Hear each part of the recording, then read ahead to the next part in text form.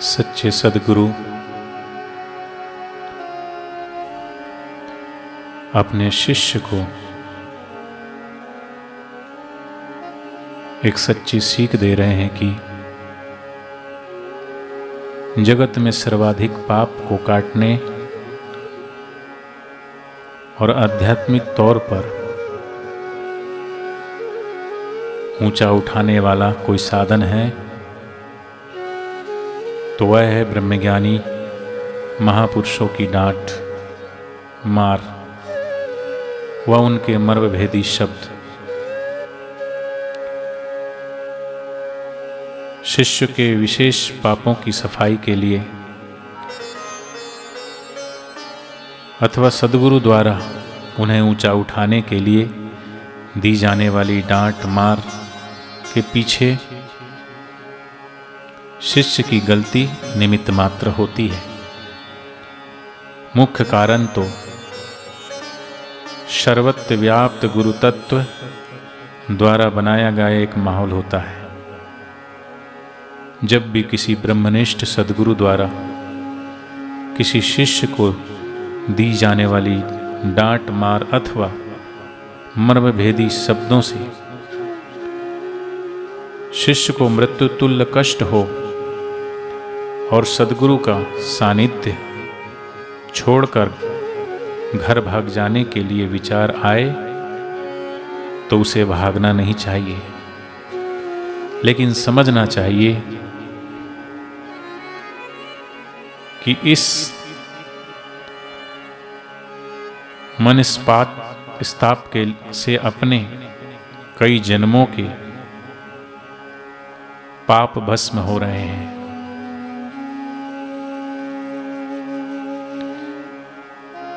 ये जो मनस्ताप है उसमें जो पीड़ा मिल रही है उससे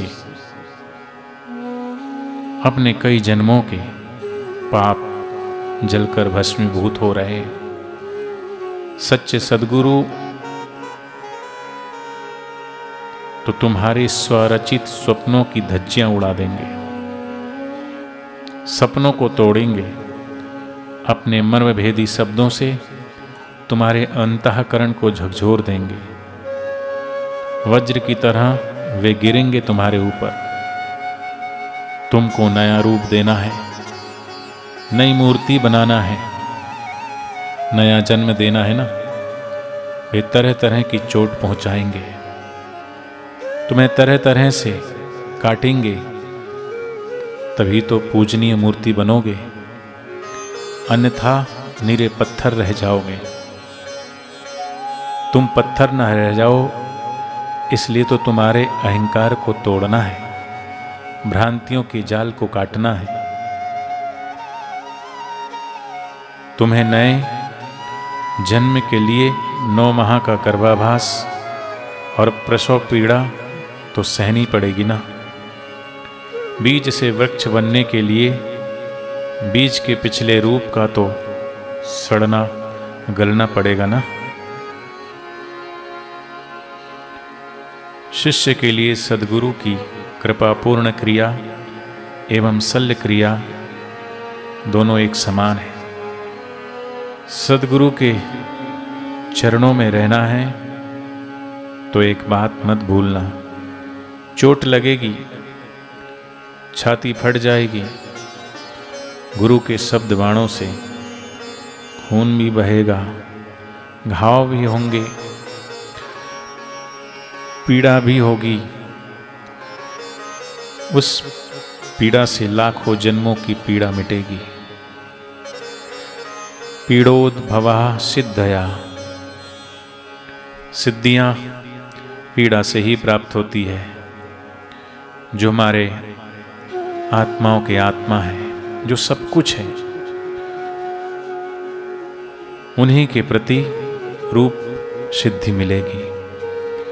लेकिन भैया याद रखना, अपने बिना किसी स्वार्थ के अपनी शल्य क्रिया द्वारा शिष्यों को दुश्मन की तरह दिखने वाले साहसी महापुरुष कभी कभी आते हैं इस धरा पर। उन्हीं के द्वारा लोगों का कल्याण होता है। बड़ी भारी संख्या में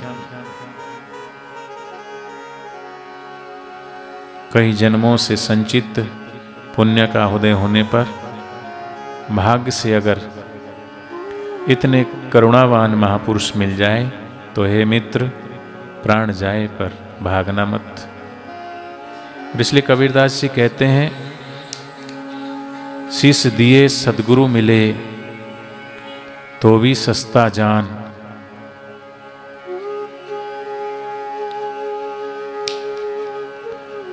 अतः कायरता मत दिखाना, भागना मत, भगोड़े मत हो जाना।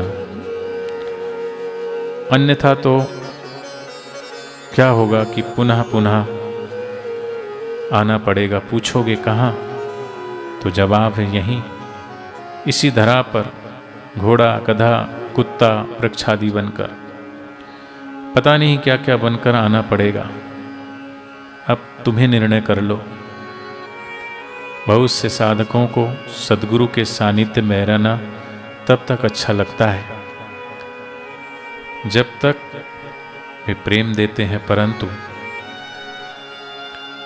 जब उनके उत्थानार्थ सद्गुरु उनका तिरस्कार करते हैं, फटकारते हैं, उनका देहाध्यास तोड़ने के लिए उन्हें विभिन्न कसौटियों पे कसते हैं, तब साधक कहता है, मैं सद्गुरु के सानिध्य में रहना तो चाहता हूँ, पर क्या करूँ, बड़ी परेशानी है, इतना कठोर नियंत्रण। भैया घबरा मत, एक तेरे लिए सद्गुरु अपने नियम नहीं बदलेंगे। उन्हें लाखों का कल्याण करना है। उनकी लड़ाई तेरे से नहीं, तेरी मलिन कल्पनाओं से है। तेरे मन को, तेरे अहंकार को मिटाना है। तेरे मन के ऊपर गाज गिरती है तभी तो तू ब्रह्म स्वरूप में जगेगा। तेरे अहंकार का अस्तित्व मिटेगा तभी तो तेरा कल्याण होगा। तभी तो मन तुझे दगा दे रहा है। मन के द्वारा मांगी जाने वाली यह स्वतंत्रता वास्तविक स्वतंत्रता नहीं, अपितु स्वेच्छाचार है। सच्ची स्वतंत्रता तो आत्मज्ञान में है। आत्मज्ञान के रास्ते जल्दी आगे बढ़ाने के लिए ही सद्गुरु साधक को कंचन की तरह तपाना शुरू करते हैं। परंतु साधक में यदि विवेक जागृत ना हो तो उसका मन उसे ऐसे खड्डे में पटकता है कि जहाँ से उठने में उसे वर्षों नहीं जन्मों जन्म लग जाते हैं। फिर तो वह घर का रहा ना घाट का, ज्यों धोबी का स्वान। याद रखो, जब भी तुम्हें सद्गुरु की घड़ाई का सामना करना पड़े, अपनी दिनचर्या को झांक लो, अपनी गलतियों को निहार लो। निश्चित ही तुमने कोई गलती की हुई है, कोई पाप हुआ है आगे पीछे, अथवा कोई पकड़ हो गई है। तत्कालीन गलती तो निमित्त मात्र है। सद्गुरु तो तुम्हारे एक एक पाप की सफाई करके तुम्हें आगे बढ़ाना चाहते हैं। सबके भाग्य में नहीं होती सद्गुरु की घड़ाई। तुम भाग्यशाली हो कि सद्गुरु ने तुम्हें गढ़ने के लिए योग समझा है। तुम अपनी सहन शक्ति का परिचय देते हुए उन्हें सहयोग दो और जरा सोचो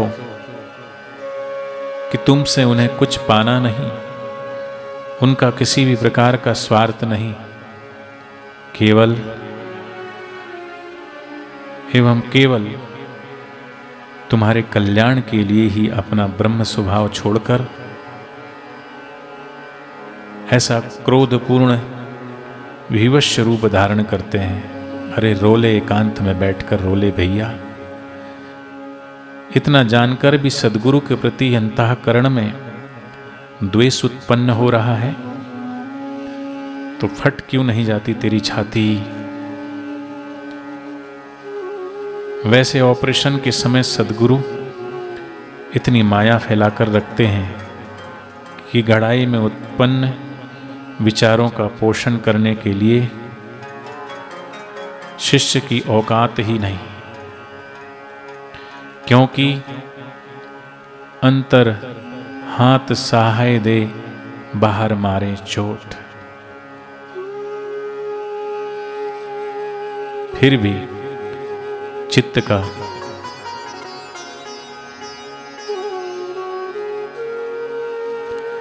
चित्त सद्गुरु का अपमान करता है, अहंकारवश ज्यादा हट करता है तो सद्गुरु से दूर हो सकता है। अतः ये साधक सावधान और गुरु के उन वचनों को याद रखना।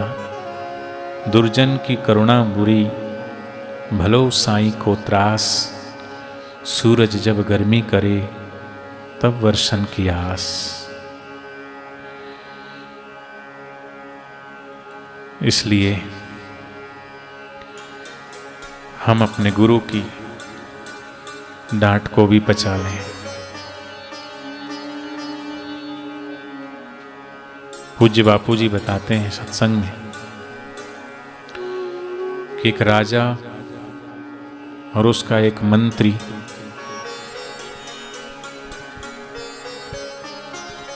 घूमने के लिए निकले। दोनों को भूख लगी थी। तभी एक वृक्ष के पास दोनों गए। उस वृक्ष पर एक ही फल लगा था। भूख दोनों को लगी थी।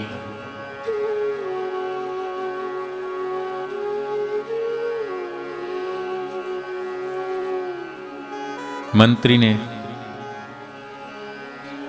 उस फल को तोड़ा, धोया, उसे काटा, काट कर के ज्यों खाया। फल बहुत अधिक कड़वा था, इसलिए कटे हुए भाग को तो पूरा खा लिया, दूसरे भाग को खाने ही वाला था।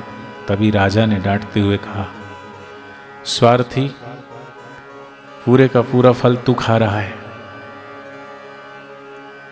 और मंत्री से फल छीन करके जब राजा ने खाया तो तुरंत ही थूक दिया, फेंक दिया कि इतना कड़वा फल तू कह नहीं सकता था। तभी वो मंत्री कहता है कि राजन, आपके हाथों से कितने कितने मीठे फल खाने को मिले हैं।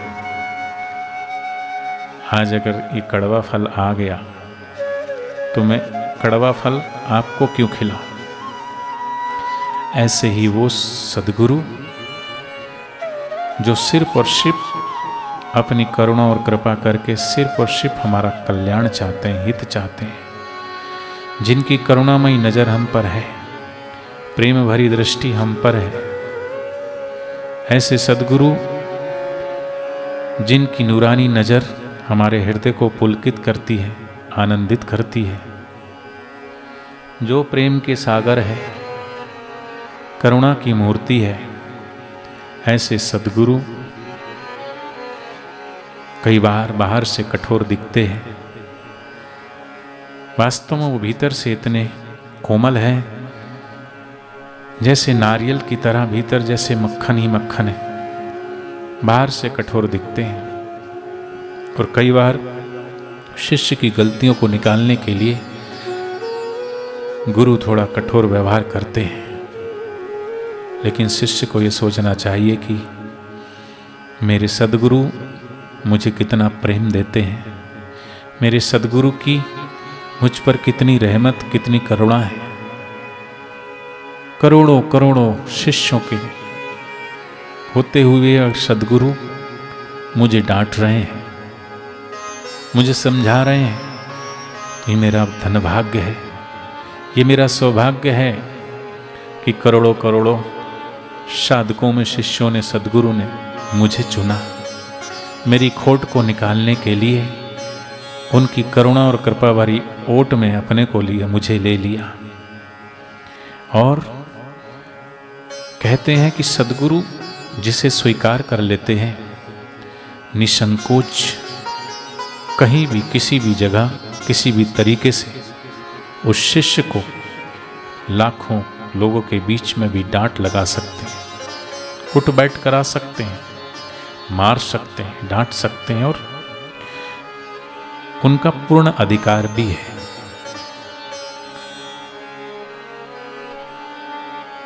जन्मों जन्म की ठोकर, जन्म जन्मांतरों की दुख और तकलीफ सहने की बजाय अगर हमने सद्गुरु की करुणा और कृपा से भरे हुए जो इनका हृदय है, ऐसे सद्गुरु की कभी अगर डांट भी मिल जाए तो शिष्य को सोचना चाहिए कि मेरे गुरुदेव की मुझ पर कितनी करुणा कृपा है,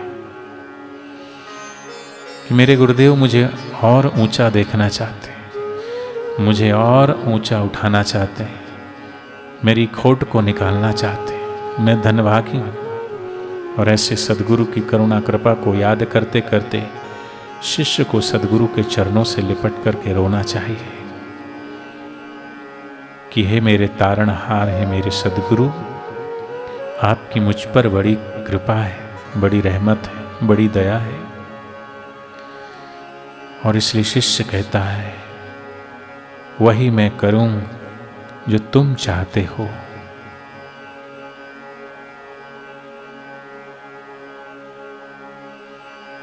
सद्गुरु मेरा सूरमा, करे शब्द की चोट, मारे गोला प्रेम का, हरे भरम की खोट।